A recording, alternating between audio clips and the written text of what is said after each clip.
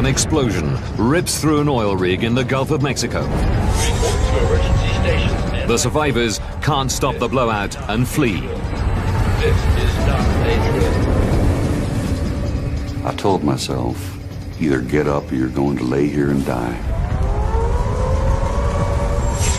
2 hours earlier, a test showed the oil well was safe. Now investigators must discover how a $560 million rig could explode, resulting in the world's largest accidental marine oil spill. Why did this happen? You had this modern rig, capable companies, very experienced people. This just shouldn't have ever happened. What could possibly have gone wrong?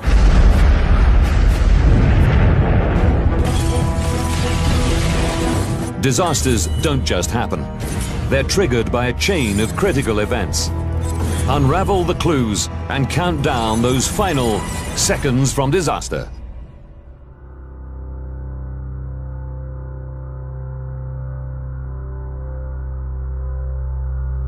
The Gulf of Mexico, 66 kilometers off the shore of Louisiana. The Deepwater Horizon drilling rig.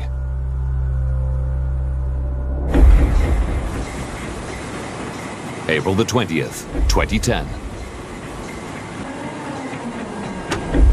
5 p.m. Senior tool pusher Randy Ezell is head of the drilling department on the rig with an exemplary safety record. We had a VIP group come out from BP and Transocean, the rig owners. We were going to have a general tour of the rig. And one of the last areas we went to was the rig floor, where they were already conducting the negative test. The negative test happened right when we go. 5:53 p.m. The drill shack. 43 days behind schedule, the specialist drilling rig prepares to unlatch from the well it has completed. The crew's work is nearly over. As tool pusher, it's Wyman Wheeler's job to manage the drill crew. He needs to ensure the well can't leak. If it did, it would send oil and gas rocketing towards the rig. He's running a pressure test, which isn't going to plan. The monitors show unusual PSI, or pressure readings, in the well. PSI's just going up and up. As the 6 p.m. shift change approaches, the night crew enters the crowded drill shack. Subsea supervisor Chris Pleasant is responsible for the rig's underwater systems. If there's a problem with the well, he needs to know. Wyman was convinced that something wasn't right. 1200 PSI. I can't explain 1200 PSI. Wyman Wheeler thinks the well is leaking. I'm sure we got a problem. I'm convinced we got a problem. But his shift is ending. Jason Anderson manages the night shift. There is something wrong with this whale. She's sending us a signal.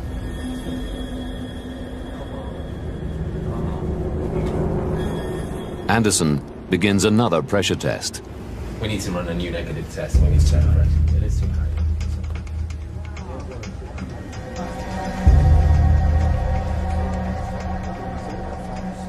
Jason told me, he said, "Why don't you go eat?" And I said, "Well, I can go eat and come back." And he said, "Man, you ain't got to do that. If I have any problem at all with this test, I'll give you a call."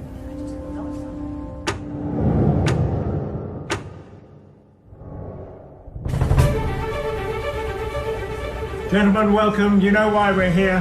We're here to celebrate the pride of the Gulf. In the conference room, Randy Ezell has rejoined the VIPs as they congratulate the rig's management on their excellent safety record. In the last 7 years, this rig has had no downtime. Gentlemen, a round of applause for yourselves, for all your involvement. Well, thank you. They haven't lost any time through personal injuries in 7 years. In the drill shack, Anderson's pressure test is underway. Again, they've reduced pressure in the well, and now watch and wait. But the one man has seen all this through. Our man of the moment, Randy Izell. Randy, keep him up. And job well done, Randy. We're very proud of you. Anderson's pressure test is complete. He's confident the well is not leaking. This is his last shift on the rig. He's been promoted and is due to fly off the next morning.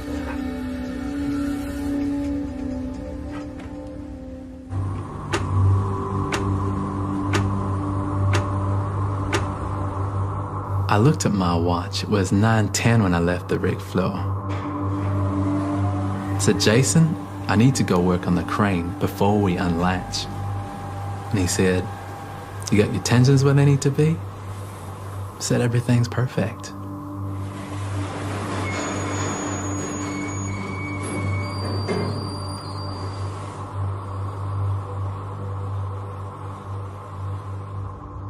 Before he turns in for the night, Randy Izell calls Anderson. Well, how did your negative test go? He said it went good. He said, we bled it off, we watched it for 30 minutes, and we had no flow. I said, okay. I said, do you need any help from me? And he told me, no, man, just like he had told me before. I've got this. Go to bed, I've got it. He was that confident that everything was fine. Okay.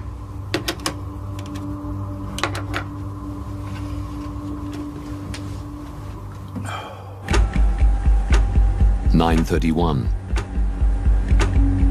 As they prepare to unlatch, the drill crew notice pressure in the well has risen unexpectedly. Hey, Jace, this thing's going crazy. You ever seen this before? I've never seen anything like that before.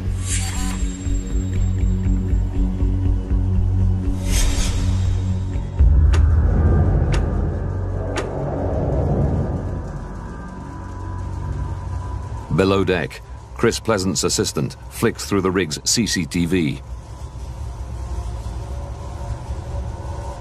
He said, Chris, what's that water?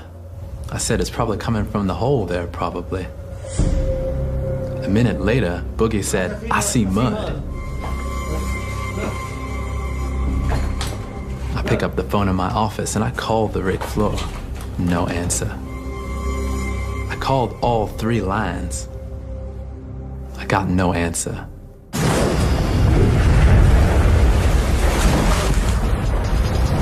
Mud is erupting from the well, shooting over 74 meters into the air and raining down onto the rig. To avert disaster, the crew know they need to get the well under control immediately. They close valves to try to stop mud and combustible gas escaping the well.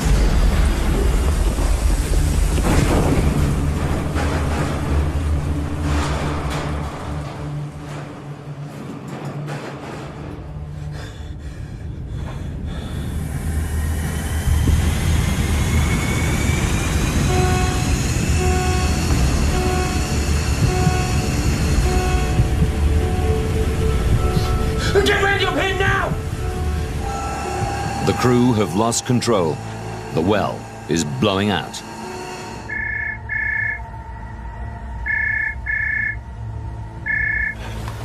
Hello? Steve opened up by saying, we have a situation. The well is blown out. I was just horrified. You all have it shut in. He said, Randy, we need your help. I'll be right there. It's a calm night with little wind. Highly flammable methane condenses on the rig. It will take only one spark to ignite.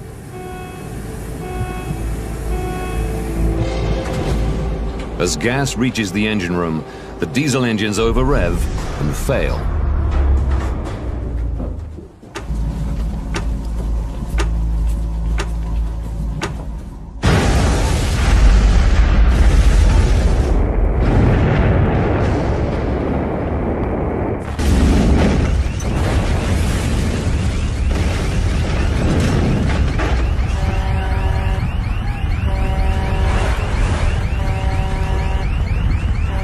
Blazing crude oil jets hundreds of meters into the air.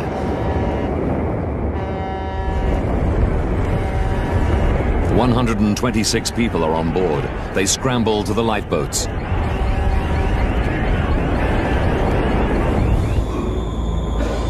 Randy Ezel is not amongst them. I told myself, either get up or you're going to lay here and die.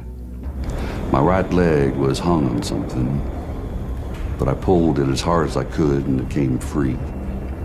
Then I felt something and it felt like air. I made it to the hallway, and what I thought was air was actually methane, and I could actually feel like droplets. It was moist on the side of my face. Ezel finds Wyman Wheeler. He's seriously injured. Well, he made a couple of steps with his arm around my shoulder, and he was in pain, and he said, set me down, y'all go on, save yourself. And I said, no, we're not going to leave you in here.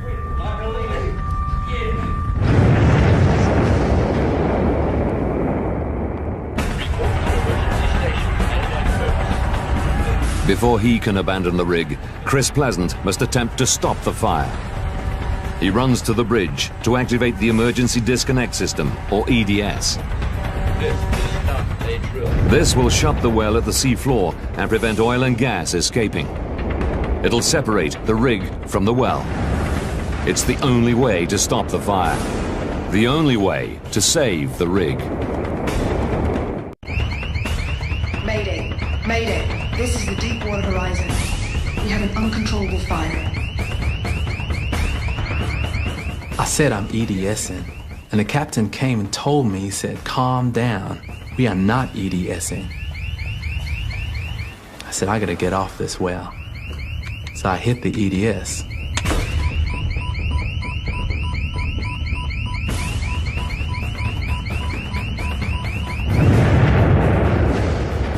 Crude oil and gas continue to surge from the well, feeding the flames and explosions. The emergency disconnect has not worked. The captain came back over to me. He said, we can EDS. I said, I already did.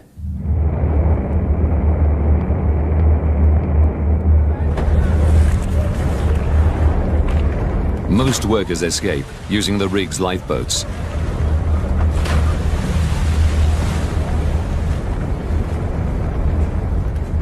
When we got outside of the living quarters, the first thing I observed is that both lifeboats had already been deployed and they'd left. Ezel takes Wyman Wheeler to a backup life raft. They're amongst the last to leave.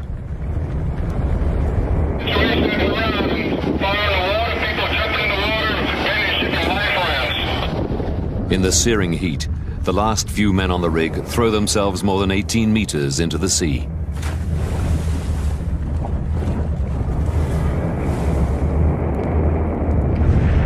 All 115 people who make it off the rig survive. They gather on the rig's nearby supply ship. Jason Anderson and the drill crew are never found. It's presumed they were killed instantly when the explosion ripped through the drill deck.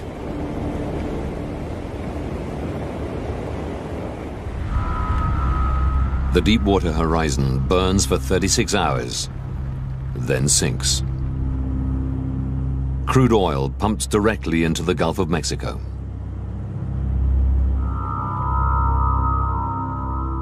The world needs to know how a rig with an outstanding safety record could be struck by such a catastrophic disaster during a routine operation. As oil starts washing up on the US coast, President Obama assembles a team of investigators to find the answers. The catastrophe unfolding in the Gulf right now may prove to be a result of human error, or of corporations taking dangerous shortcuts to compromise safety. Geophysicist Richard Sears is appointed the scientific advisor to President Obama's National Commission. He's worked in the oil industry his whole career and was a vice president at Shell. You had this modern rig, capable companies, presumably very experienced people. This just shouldn't have ever happened. What could possibly have gone wrong?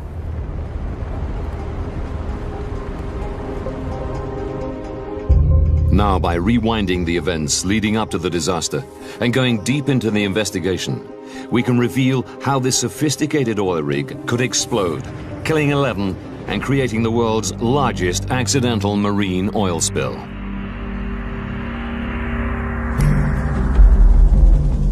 The Deepwater Horizon is the ultimate oil drilling rig. It holds the record for drilling the world's deepest well, over 10.5 kilometers. It's run by Transocean. Their crew have just finished drilling and constructing the Concorde well for BP.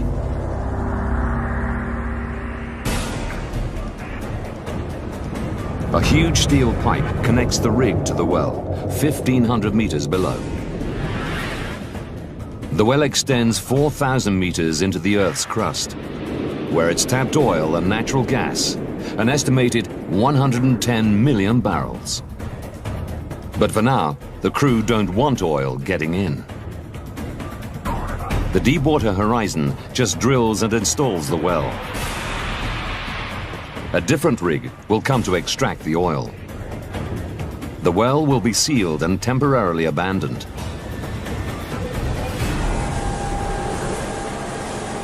Investigators start looking at the temporary abandonment process taking place on the rig the day of the blowout.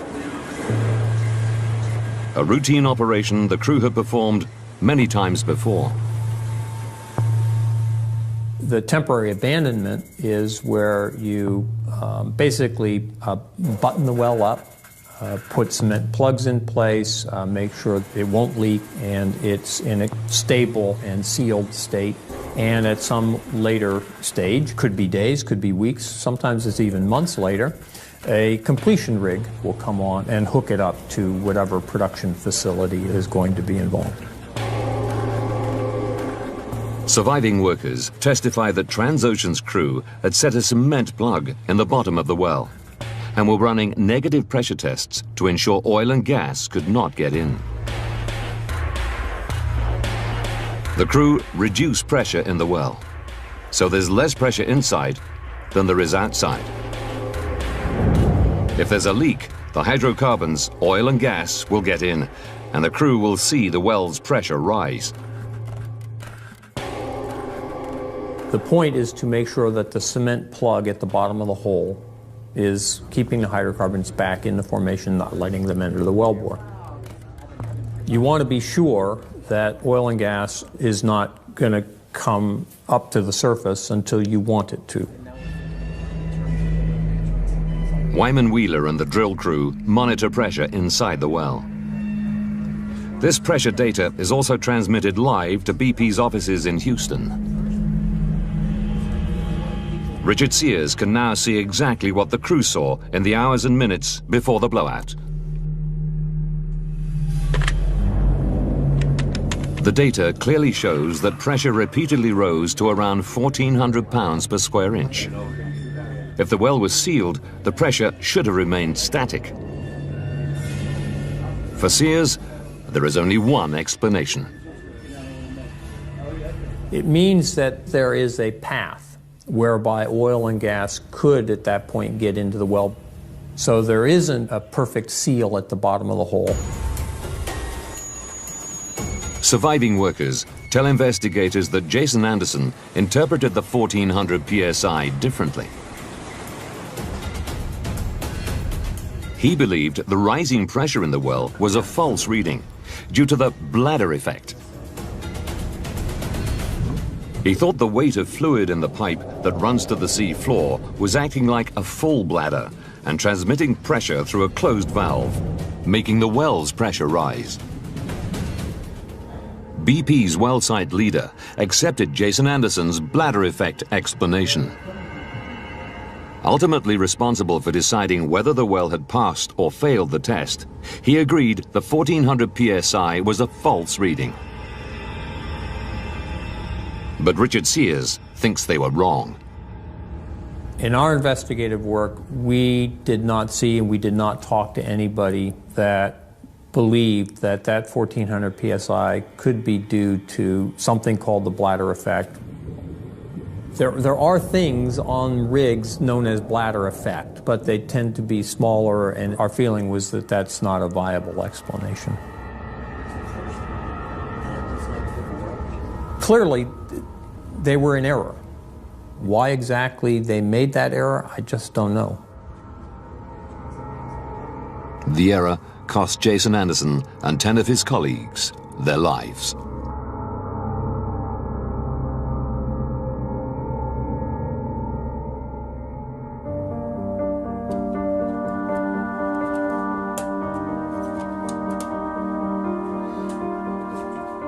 Oil industry veteran Professor Bob B. has investigated 30 offshore accidents. He's an expert in the human dynamics of disasters and has studied the Deepwater horizon closely.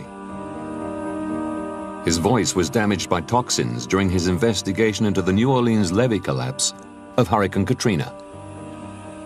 They didn't want to blow up this system. They didn't want to die. And so there has to be an explanation of how they did this. Frequently, we think of things as we want it to be, not as it is. So if we want it to be okay, we find everything we can to support that thinking. So they found an implausible explanation to explain the drill pipe pressure away because that's what they wanted to believe. The explanation is simple, logical, and wrong.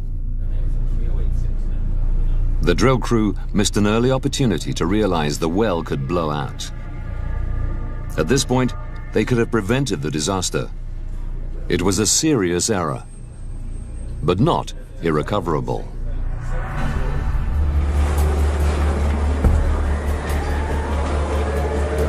Investigators know the drill crew opted to run another negative pressure test, giving themselves a second opportunity to spot the problem. This time, they judged the well's pressure through the kill line, a small pipe which connects the rig to the well below. They opened the line and monitored it for 30 minutes. There was no flow, suggesting pressure in the well was not rising.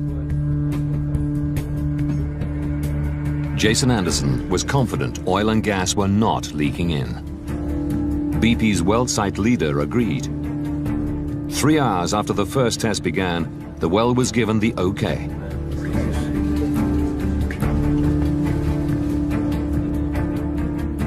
But the data shows that at this time, pressure on the drill pipe remained at 1400 psi.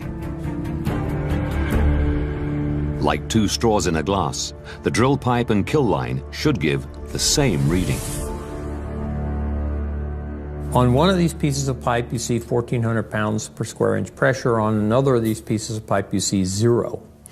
And that shouldn't be. The only explanation I can come to is that for some reason the kill line was plugged up.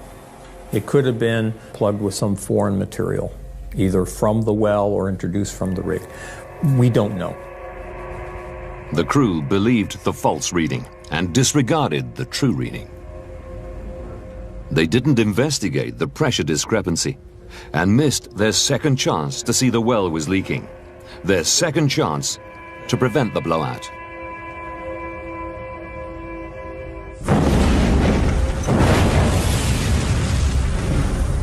The well catastrophically blew out because it was not sealed. If Transocean's crew had correctly interpreted the negative pressure tests, they would have realized this. At this point, they could have closed the well in at the sea floor and prevented the blowout. But they didn't, and they paid with their lives. And like boats, this is not a drill.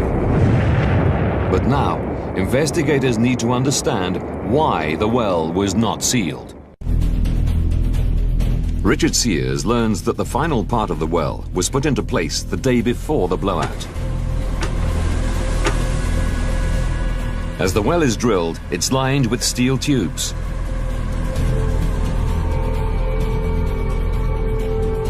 Once the last piece is in place, cement is pumped to the bottom of it. It pushes through holes and fills the annulus, the space in the well bore. Once set, the cement seals the well and prevents oil and gas getting in. The key is getting the cement into that annulus uniformly. That annulus is at the end of a piece of pipe that is basically 3.5 miles long, from the rig to the bottom of the hole. And you're going to have to pump the cement down through that pipe and out. It is, by its very nature, a bit uncertain. On one of the most critical and difficult jobs in drilling a well, the crew effectively work blind. It's crucial they ensure the final steel tube, the casing, sits centrally. If it's off-center, cement can't flow evenly around it. This leaves channels, allowing oil and gas to get into the well. Crews position the casing with centralizers. These ensure cement can flow evenly on all sides. The number of centralizers and the exact placement of those centralizers is something that's determined for each well. There's no prescription about how many centralizers other than enough to keep the casing well centered within that hole.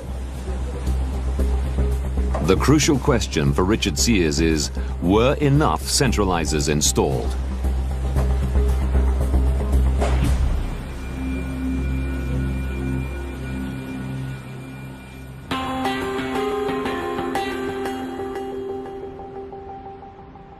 Critical decisions about the well were often made 700 kilometers away from the rig, in Houston, where BP's engineering team were based. Cementing specialists Halliburton worked alongside them. Halliburton's engineer, Jesse Gagliano, was based inside BP's offices. 3 days before the casing is installed, Gagliano works out how many centralizers they need. BP has 6 on the rig, but he finds that won't be enough. He recommends they use 21. In the absence of his boss, a BP worker takes the initiative to fly 15 more to the rig.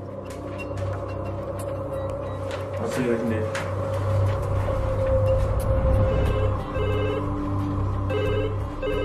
The following day, the boss, BP's team leader John Guide, reverses the decision. The new centralizers are a different design.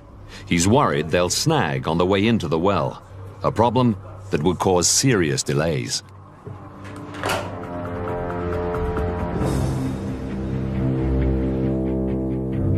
Richard Sears follows the trail of emails between members of BP's engineering team. The bottom line was there was this email traffic between onshore and offshore where certain numbers of centralizers, up to 21, were being recommended, and in the end, 6 were run. BP engineers debate how they should space the 6 centralizers. One says, a straight piece of pipe, even in tension, will not seek the perfect center of the hole unless it has something to centralize it. But who cares? It's done. End of story. We'll probably be fine, and we'll get a good cement job. He says John Guide's decision was right. He'd rather risk having to repair a poor cement job than risk the centralizers snagging on their way into the well. No one mentions the increased risk of a blowout.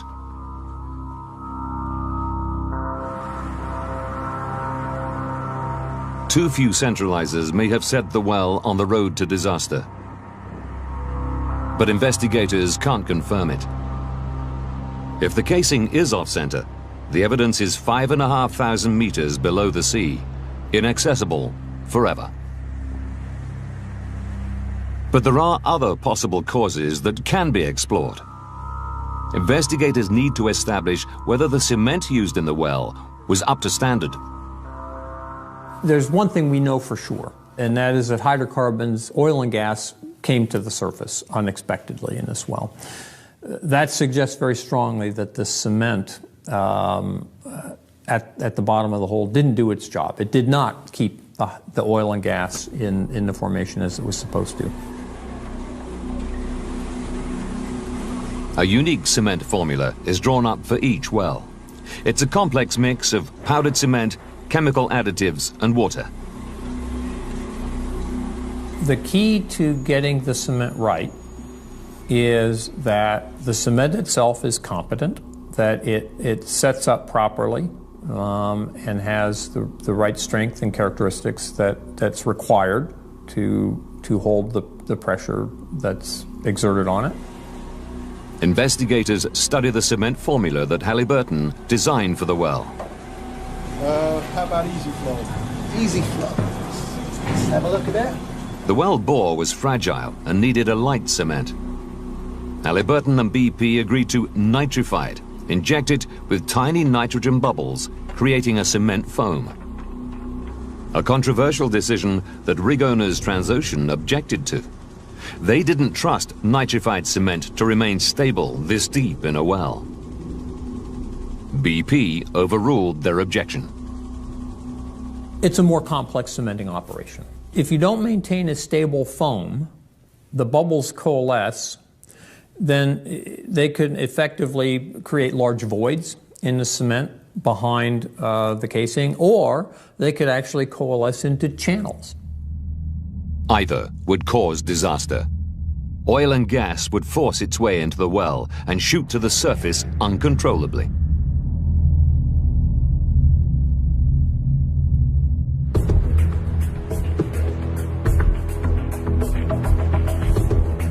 In Louisiana, Halliburton have a cement testing laboratory.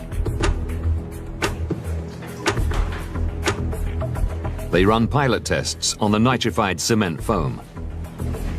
One test shows the foam is unstable. Nitrogen is escaping. There's bubbles there. Yeah. Investigators discover that Halliburton do not expressly alert BP to the result. 2 months later, Halliburton tweaked the cement formula and run more tests, this time using cement and chemical additives flown back from the rig. The results show nitrogen still escapes. The cement foam is seriously unstable. No one tells BP. It's a no. The day before the cement is used in the well, Halliburton test again, this time mixing the cement for longer. They claim this works. It is stable. Investigators need proof. They test the formula themselves and come to a different conclusion. What was found was that the density varied from top to bottom. The issue there is that the cement slurry itself is not stable, that it's settled, that the solids settle out. And that would suggest that there's a problem with that slurry, that it's not suitable for putting in a well. But this is the exact formula that Halliburton put in the well.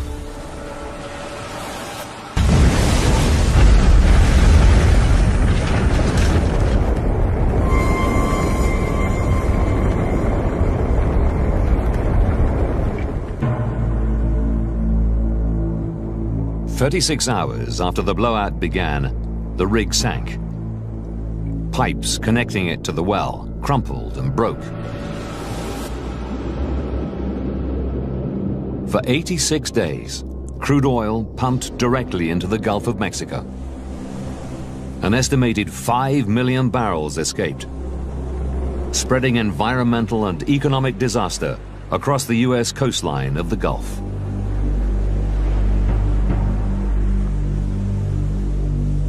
Only once the relief wells were dug, permanently plugging the Concorde well and stopping the flow, could investigators begin to solve the final mystery. Why the emergency disconnect didn't work. Under the rig is the ultimate piece of safety equipment. The blowout preventer, or BOP, is like a giant tap over 16 meters high. Under normal conditions, while they construct the well, the crew use valves to control the flow of fluids into and out of the well. But the BOP also has an emergency function. It's designed to prevent blowouts. The bottom line is that there was this uncontrolled flow of oil and gas to the surface. So clearly, the blowout preventer did not seal the well. When the rig's emergency disconnect system, or EDS, is activated, steel shears or pincers within the BOP snap closed, cutting the drill pipe and closing the well. The BOP then splits, allowing the rig to move away. Report to emergency stations, man like boats. This is not... Investigators believe Chris Pleasant's attempt to activate the EDS failed because cables between the rig and BOP were already severed by the explosion. But BOPs are built to cope with this. If a catastrophic event takes place on the rig, they have the ultimate failsafe, the dead man.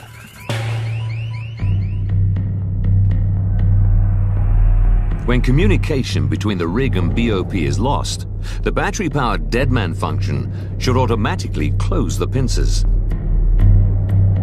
But investigators find that one of the batteries is running low. It should hold 27 volts. It holds 7.6, not enough to power the dead man.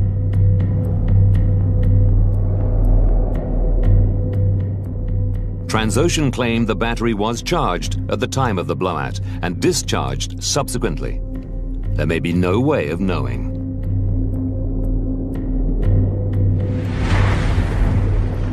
Remotely operated vehicles also try to force the pincers closed from outside. But the oil kept flowing. While the BOP had functioned under normal conditions, once the well began blowing out, it couldn't cope with the pressures of the escaping oil. Bob B. is not surprised. Damning evidence in a study commissioned by the industry regulator in 2002 had been largely ignored by companies operating in the Gulf of Mexico. We ran full-scale tests on these BOPs, including the Cameron Model 2001 BOP on the Deepwater horizon, and 50% of them failed to cut the pipe. 50% failed. Other countries have said, well, this is not acceptable, but what do we do down here? We're continuing to hope those pincers will work, and hope is no strategy for survival. After a 6-month in-depth investigation, the National Commission identified the mistakes that led to the catastrophic blowout on the Deepwater horizon. The primary cause was the cement failing to seal the bottom of the well. But there were multiple failings that went right up to management of the companies involved, and multiple points at which the disaster could have been averted. 2 days to disaster. The casing is lowered into the well with just 6 centralizers, 15 fewer than Halliburton has recommended. A decision made by BP in Houston, which has increased the risk of cement channeling. 1 day to disaster. Halliburton's unstable nitrified cement is pumped into the well to secure the casing. Neither BP nor the rig's crew are aware of how many tests this cement has failed. 3 hours, 49 minutes to disaster. A test shows pressure in the well rising. One rig worker thinks the cement job has failed, the well is leaking. Another persuades people it's a false reading. If the Transocean crew had closed the valves in the BOP at this stage, before the blowout began, they could have sealed the well and averted the disaster.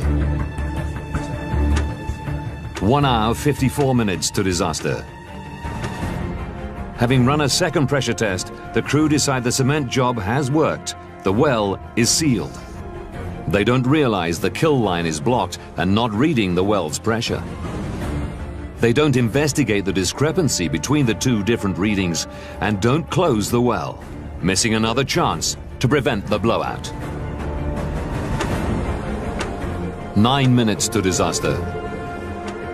The well begins blowing out. Natural gas and oil have forced their way past unstable cement. The crew now attempt to close the well, but oil, under immense pressure, is shooting through the BOP. Get ready up here now! It won't close. Highly flammable methane surges from the well and envelops the rig. When it reaches the engine room, it finds a spark.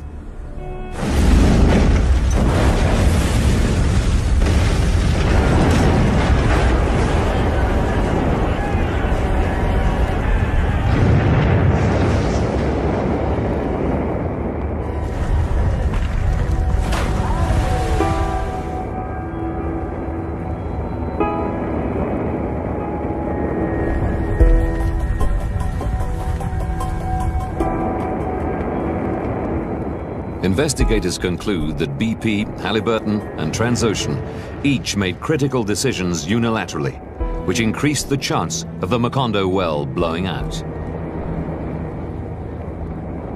Take any one of these decisions in isolation, and okay, that's reasonable. It's when you put all of these decisions together that Macondo was allowed to happen. And nobody in one place with a sort of a big world view of how the system fit together. You know, the people that died that night in particular weren't fully aware of the complexity of the system. Investigators cited ineffective communication between the three major companies as a contributing factor.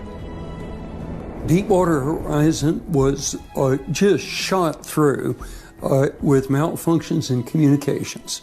It was happening on board the rig, it was happening on shore. Communications, a major explanation for the causation of this disaster. They questioned whether a drive for speed and cost efficiency drew people's focus away from the extreme dangers they were dealing with.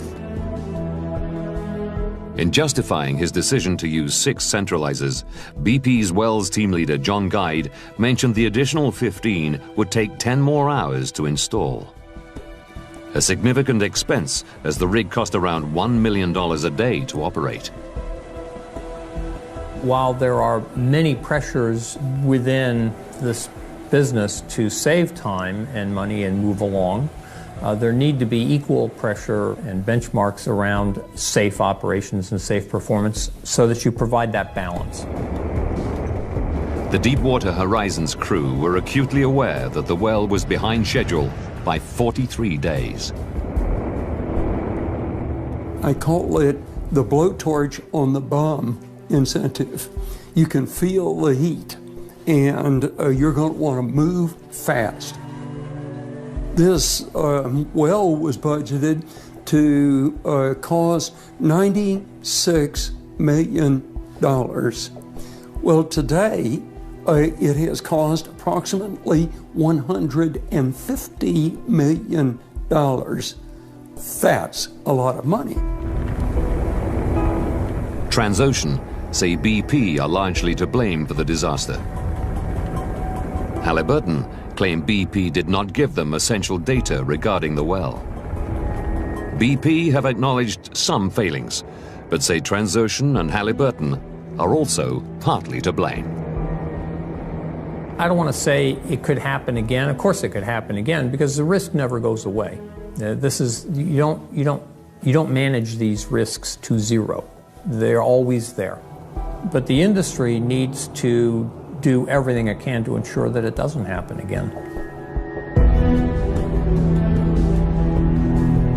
Don't miss extreme angling in brand new Wicked Tuna, continuing on Sunday nights at 9, only on National Geographic Channel. Seconds from Disaster is back next.